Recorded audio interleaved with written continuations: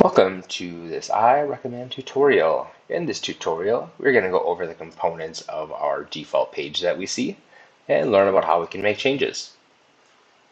Alright, so the page is really broken up into three sections. Here we have the header/menu.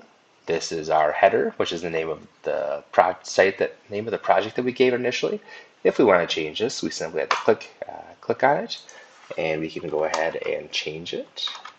This will change the name of the page that appears across the header of all of our pages. Next, we have the menu. By default, we only have this one single page, the home page, but we can add additional categories and outbound pages here to give our site structure.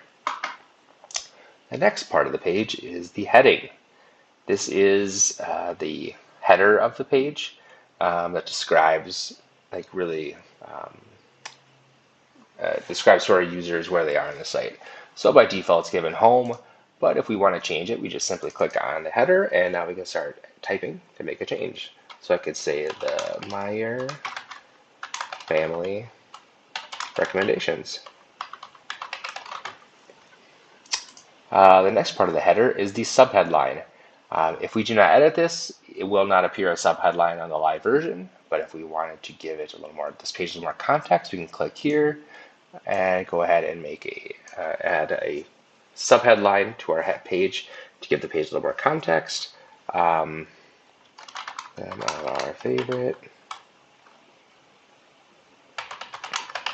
family recommendations.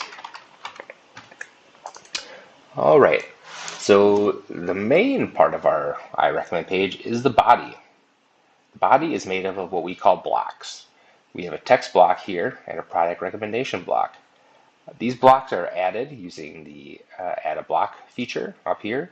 As we add them, they're simply going to be added to the bottom of the page, although you do have opportunities to reorder the page, which we'll get into in a future video. But the text block here is really the most versatile block of the site. The text block allows us to add things like images, embed videos, add lists, add paragraphs of text, add links.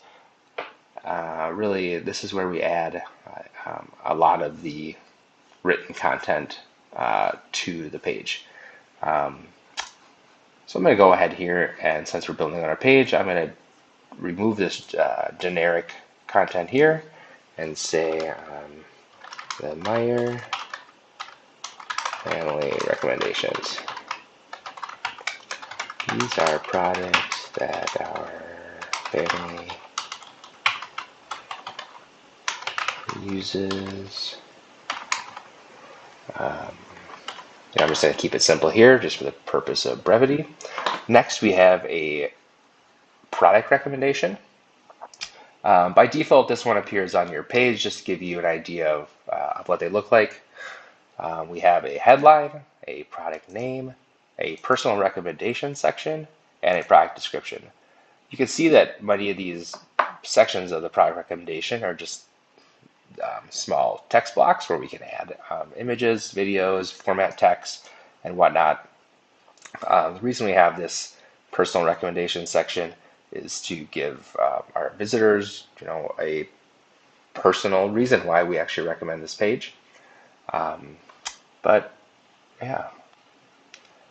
So when you're ready to start adding your own, you can use this. You'll see that when you mouse over any of these blocks, you get a little menu on the left where you can click to edit if you want to edit it. There's some features or some settings you can control. But let's say we want to delete this featured product before we start adding our own. You would just click the tiny trash icon. You would get a confirmation screen, and when you click continue, that product block will be removed. In the next video, I am going to add a couple of product recommendations of my own so you can see how that works.